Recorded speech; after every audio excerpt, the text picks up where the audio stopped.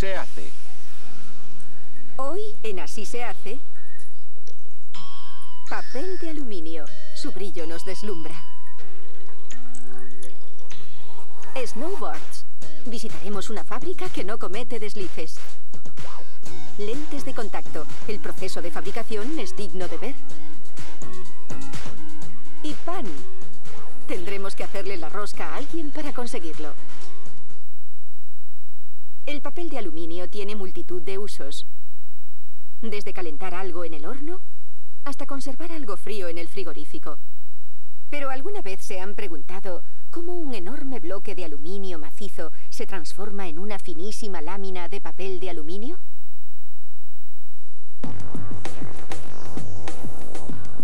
La fabricación del papel de aluminio implica rebajar repetidamente un bloque grande de aluminio.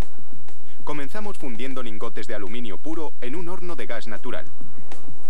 Estos lingotes son fundamentales en aleaciones con zinc, titanio y sílice.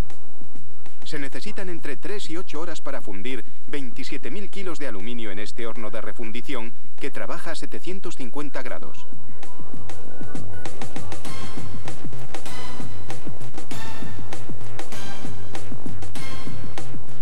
La temperatura de fusión del aluminio es de 660 grados centígrados.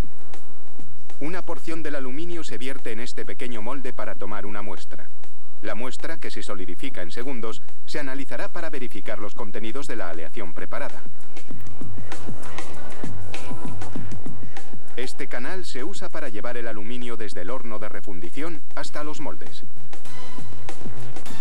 El aluminio fundido circula por un canal móvil situado sobre los moldes.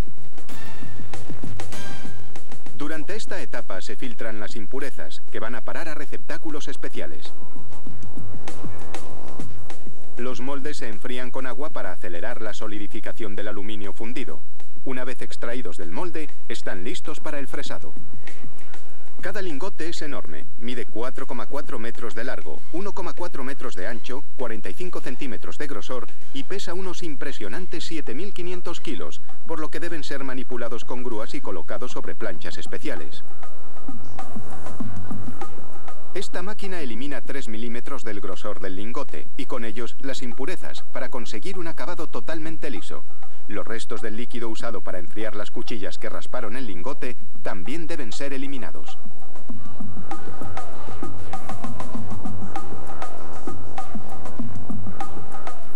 Comienzan los numerosos pasos para reducir el grosor del lingote. El bloque de aluminio es aplastado,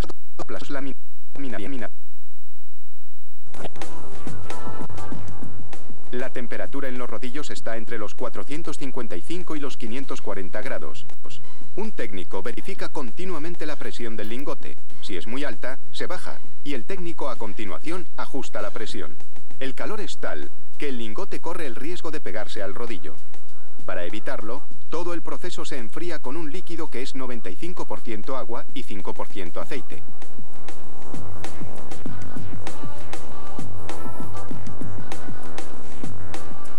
El lingote, que comenzó con un grosor de 45 centímetros, se va haciendo cada vez más fino con cada pasada. Dependiendo de las necesidades, el lingote pasará por la máquina entre 12 y 16 veces. Ahora mismo mide 7 centímetros de grosor, pero tiene que bajar hasta el medio centímetro.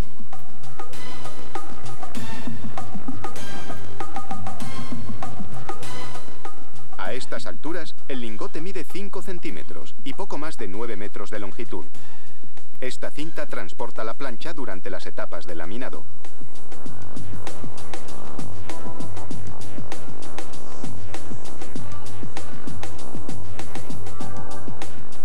El lingote se ha convertido ya en una lámina de 5 milímetros.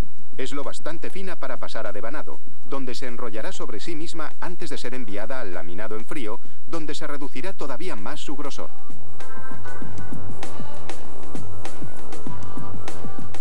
La hoja de aluminio ya es muy fina. Puede romperse por la tensión requerida para el laminado en frío. Por ello, se duplica la lámina para evitar la rotura. Una última reducción en la laminadora y la lámina tendrá el grosor exigido por el cliente. Para evitar que el aluminio se pegue a los rodillos, se usa un líquido refrigerante. Y como los bordes de la lámina están ligeramente estropeados y arrugados, una cuchilla elimina una tira de 1 centímetro de grosor. Por último, el rollo se corta a la anchura deseada y un enorme lingote ha producido 12,7 kilómetros de papel de aluminio.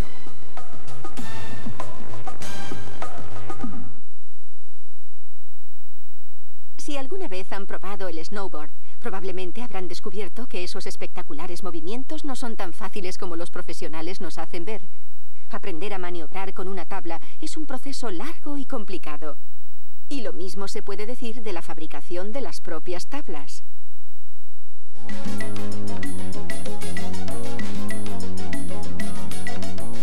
La tabla de snowboard es la delicia de los entusiastas de los deportes de invierno.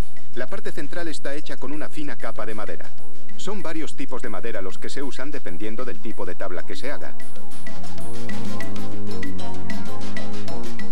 Las fijaciones deben quedar bien unidas a la tabla.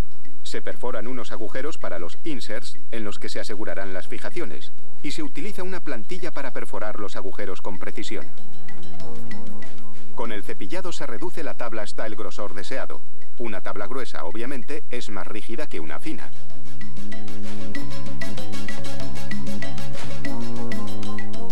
A continuación, se da forma al contorno. En este momento la tabla aún es totalmente plana, sin ninguna curvatura.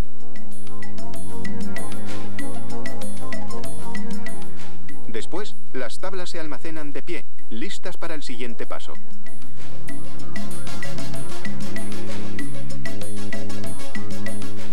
Ahora hay que asegurar los inserts de aluminio que se incrustarán en la madera. Esta fina capa de fibra de vidrio dará un mejor apoyo a los inserts, que por lo tanto serán más resistentes.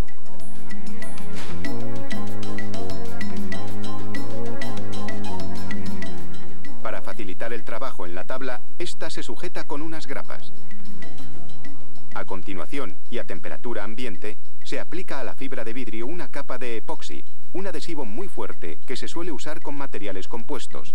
Es vital eliminar cualquier sobra de epoxi, así como todas las burbujas de aire, para que haya una buena adherencia. En cuanto a la parte superior, se forra con un plástico resistente que se aplica por serigrafía. En la serigrafía, la tinta se aplica con este pequeño rodillo de goma. La aplicación se denomina pasada, y los colores se aplican de uno en uno. Entre capa y capa hay que dejar secar la tinta durante varias horas. Lo siguiente es curvar la tabla. Se coloca una tapa sobre el molde. Cuando este se cierra, la tabla recibe la curva deseada. El calor atrapado en el molde hace que el epoxi se asiente y se endurezca. La tabla sale del molde y cualquier sobrante de epoxi y madera se elimina con una sierra de cinta. Para lograr el corte perfecto, la hoja de la sierra se cambia cada 50 tablas. Es un trabajo de gran precisión y totalmente manual.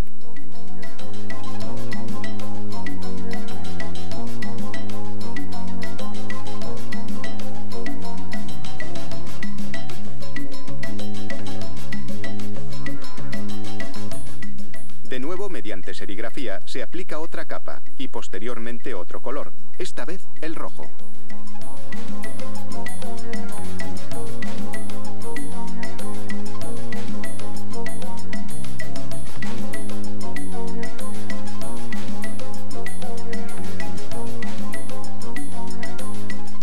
Ahora hay que proteger la tabla.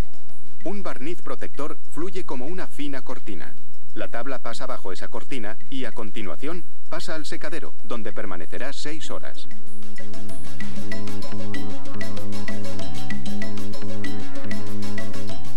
Con el lijado se elimina el sobrante de barniz de los bordes y se perforan nuevos agujeros para marcar la posición de los inserts colocados al principio. Esta lijadora elimina imperfecciones del barniz seco y prepara la tabla para su segunda capa de barniz.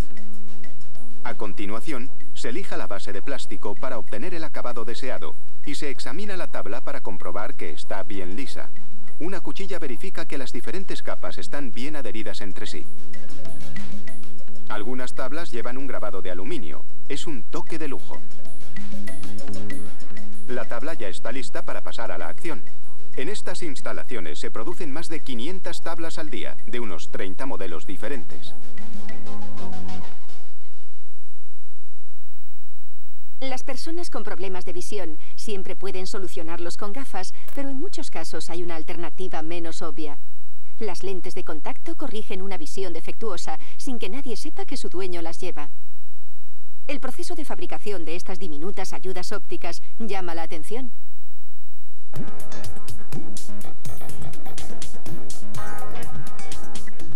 Las lentes de contacto existen desde hace más de un siglo. Al principio eran totalmente rígidas, pero ahora son permeables al gas y tan flexibles como la gelatina. Estos pequeños discos de poliema se usan para fabricar lentes de contacto blandas en diversos colores. Aquí vemos el informe de un paciente vital para la fabricación de las lentes. El proceso comienza determinando la forma de la lente mediante el procesamiento de los datos, que suministra un ordenador que controla un torno digital. El primer paso es crear la curvatura interior. Este torno digital, que gira a 6.000 revoluciones por minuto, está equipado con un diamante industrial. Modela la superficie interior, la parte que toca la córnea. No debe presentar rastro de abrasión ni de imperfección, y debe pulirse con una pasta abrasiva superfina.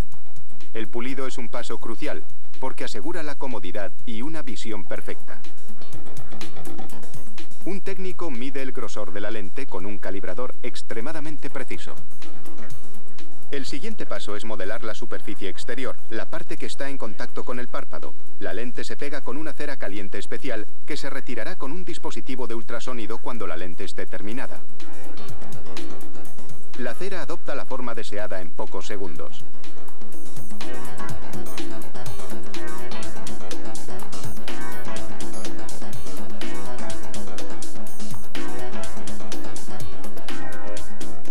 La comodidad de una lente también viene determinada por su grosor. Tiene que ser lo más fina posible, pero conservando la solidez suficiente. El primer paso es modelar el diámetro exterior, en lo que apenas se tardan unos segundos.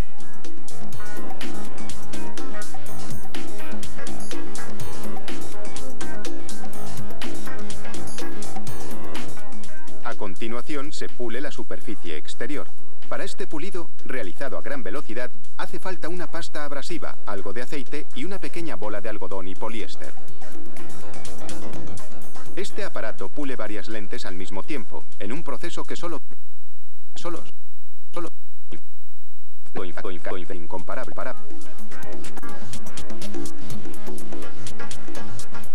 A continuación, un único pule los polos.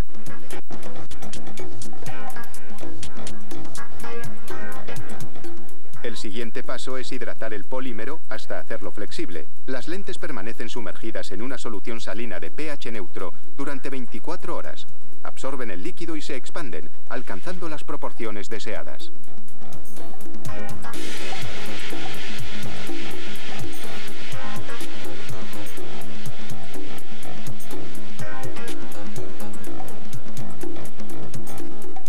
Este topógrafo óptico se usa para verificar por medio de la distribución de color si la potencia óptica de la lente es lo bastante precisa como para asegurar una visión perfecta.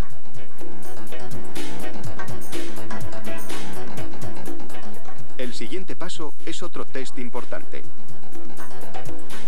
Las lentes blandas son muy frágiles y siempre se manejan con mucho cuidado. Este aparato llamado focómetro es un dispositivo de medición que verifica la precisión óptica de las lentes.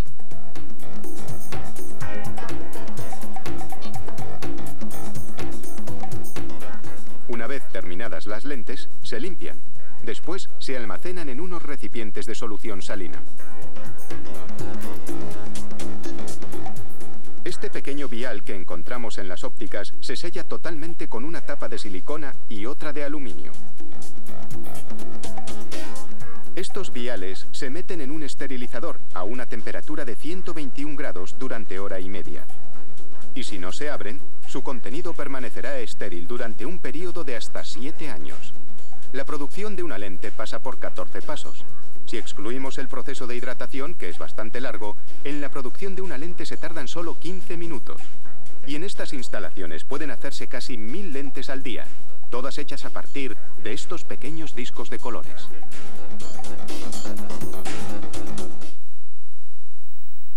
Es un alimento básico en todo el mundo, con mantequilla y jamón o mojado en salsa. Es un manjar delicioso al que es difícil resistirse, y les apostamos a que no podrán resistirse a la oportunidad de averiguar cómo se lleva a cabo la fabricación del pan nuestro de cada día.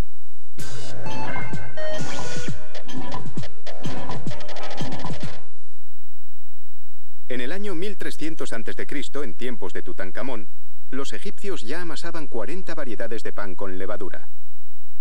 La contribución griega a esta historia fue el horno y 70 variedades de pan con sabores. Era un pan tan bueno que los romanos se llevaron a los panaderos griegos a Roma y sus hornos a la Galia. Así fue como al llegar la Edad Media, el pan se había convertido en el alimento básico en Europa occidental.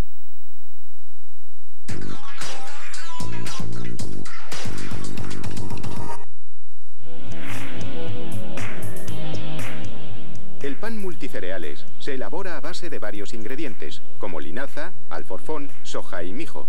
Esta rejilla protectora evita que caiga accidentalmente materia extraña en el recipiente de la mezcla. Es una receta que necesita 600 kilos de harina. Los ingredientes han sido molidos y se guardan en estos 36 enormes contenedores.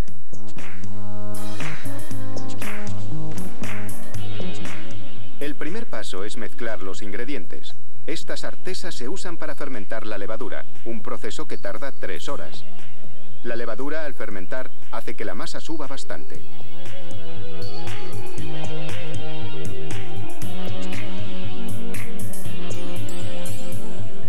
Esta enorme amasadora trabaja la masa durante 8 minutos.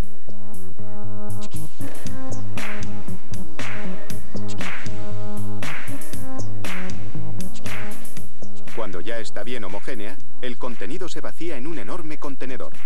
La masa pesa 1000 kilos, 1 tonelada. La masa baja por una rampa situada sobre el divisor de la masa. En la parte inferior de la máquina, un pequeño agujero permite la salida de la masa. 2 brazos mecánicos la cortan en trozos iguales. 192 trozos por minuto. La masa después cae sobre una cinta transportadora.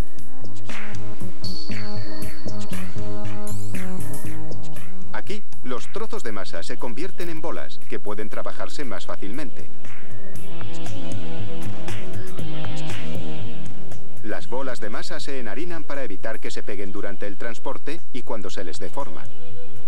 Aquí, las bolas salen del divisor y pasan al moldeador. Durante el transporte, la masa descansa, lo que facilita que la levadura actúe. A continuación, la masa se pliega y se enrolla. La máquina elabora 3 piezas por segundo para un total de 11.500 por hora. La masa se enrolla hasta que alcanza el tamaño exacto y cae en los moldes de cocción. Aquí vemos cómo se hacen panecillos de perritos calientes. Estas pequeñas bolas pasan por un proceso de alargado y fermentado antes de ir a los moldes.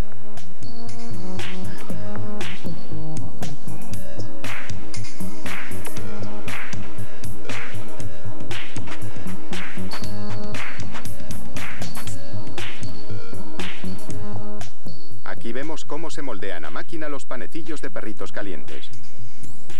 Los trozos de masa no deben tocarse entre sí y para separarlos se usa un pequeño brazo mecánico. Volvamos ahora a la producción de pan multicereales.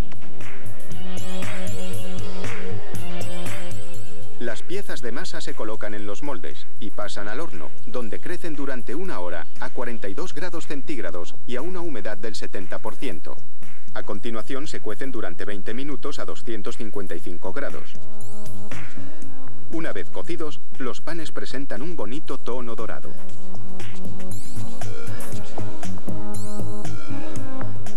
Mediante un sistema de vaciado, se extraen los panes de sus moldes y se colocan en una cinta transportadora para enfriarlos.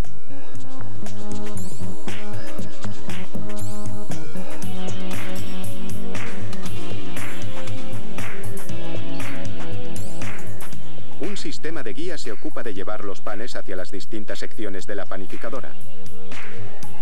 Cuando se han enfriado, pasan a la cortadora, que corta 65 piezas por minuto. Del corte se encargan unas cuchillas de acero de 2 metros de ancho y 40 centímetros de largo, cuchillas que se cambian cada 2 semanas.